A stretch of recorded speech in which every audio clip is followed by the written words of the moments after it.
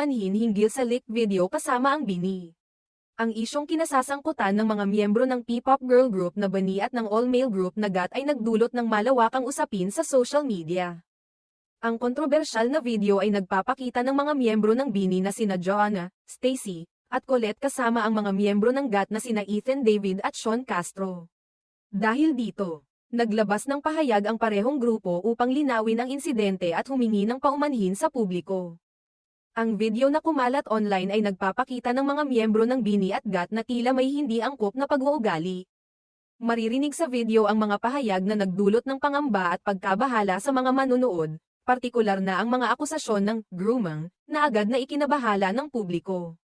Dahil dito, nagkaroon ng malawakang diskusyon sa social media tungkol sa insidente. Bilang tugon sa insidente, naglabas ng pahayag ang BINI na naglalaman ng kanilang saloobin at pagpapaliwanag.